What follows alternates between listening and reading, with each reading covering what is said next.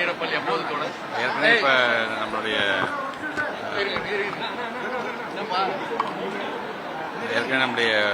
உயர் அதிகாரிகள் அவங்க அனைத்தும் பேசியிருக்கிறார்கள். அவருடைய கருத்துக்களையும் அவங்க சொல்லியிருக்கிறாங்க.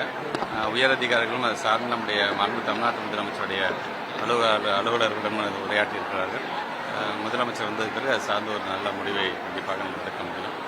தொடர்ந்து இது போன்ற நாங்கள் ஆய்வு பணிகள் என்று வரும்பொழுது அந்தந்த மாவட்டம் சார்ந்து எங்களுடைய ஸ்டேட் லெவல் அச்சீவ்மெண்ட் சர்வே, ஏன்னா இப்போ இது கிட்டத்தட்ட யாருமே எடுக்காத ஒரு ஃபஸ்ட் டைம் ஒரு சர்வே பண்ணியிருக்கோம்.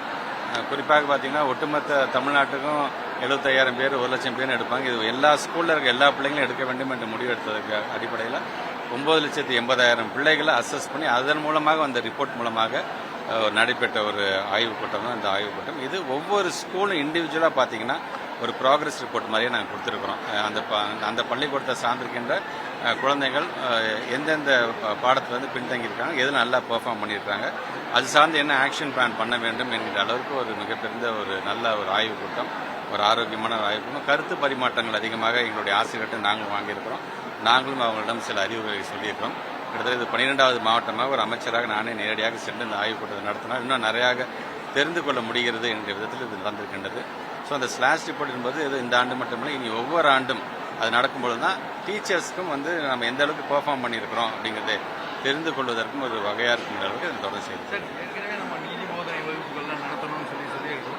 இந்த நேரத்தில் தமிழ் வாசிப்பு மேடம் சொன்ன மாதிரி அதை பற்றி என்ன? இல்லை, இப்போ வாசிப்புங்கிறத மாதிரி இப்போ கலெக்டர் மேடம் சொல்கிற மாதிரி தொடர்ந்து ஒவ்வொரு நாளும் பார்த்தீங்கன்னா 15 to 20 மினிட்ஸ் அவங்க கொடுக்குறோம் நம்ம. ஏன்னா ஒவ்வொரு ஸ்கூல்லையும் இருக்கின்ற ஒரு லைப்ரரியில் போய் சிறிய புத்தகத்தை எடுத்து அவங்க பிள்ளைங்க அவங்க இன்ட்ரெஸ்டோட வாசிக்க வேண்டும் என்று சொல்லுங்க. நானும் பல ஸ்கூல்ஸ்க்கு இன்ஸ்பெக்ஷன் போகும்போது அந்த லைப்ரரிக்கு ஸ்கூல் லைப்ரரி உள்ள நுழையும் போது அங்கே இருக்கின்ற ரிஜிஸ்டர் நோட்டை பார்ப்பேன். எத்தனை குழந்தைங்க இது வரைக்கும் வந்திருக்கிறாங்க, போயிருக்காங்க எல்லாம் பார்க்கணும். எல்லா பிள்ளைங்களும் அதை பயன்படுத்திடுவோம். ஆனால் என்னென்னா படிச்சுட்டு அதில் விட்டு விடாமல் அதை அந்த பசங்க கிளாஸ் ரூமில் பகிர்ந்து கொள்ள வேண்டும். மற்றவங்கள்ட்ட நீங்கள் என்ன மாதிரி தெரியுமா புத்தகம் நான் படித்தேன், நான் அது ஒரு கதை வருகிறது தெரியுமா என்று அந்த குழந்தைகள் பேச வேண்டும் என்று சொல்லி வெறும்னா அவங்க மட்டும் படிச்சுட்டு போதில் வெற்றி இருக்காது. இந்த பிள்ளைகள் இன்ட்ராக்ட் பண்ணும்போது நல்லா இருக்கும் என்று சொல்லியிருக்கிறோம்.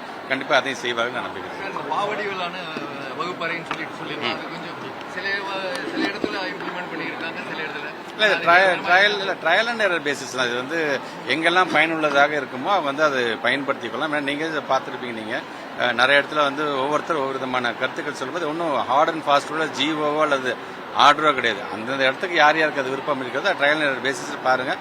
பயனுள்ளதாக இருந்தால் நீங்கள் பயன்படுத்திக் கொள்ளலாம் என்ற விதத்தில் ஒரு ஆலோசனையாகத்தான் வரும். பிளே ஸ்டோர் மற்றும் ஆப் ஸ்டோரில் இருந்து பாலிமர் செயலியை QR கோடு மூலம் பதிவிறக்கம் செய்யுங்கள். செய்திகளை உடனுக்குடன் பெறுங்கள்.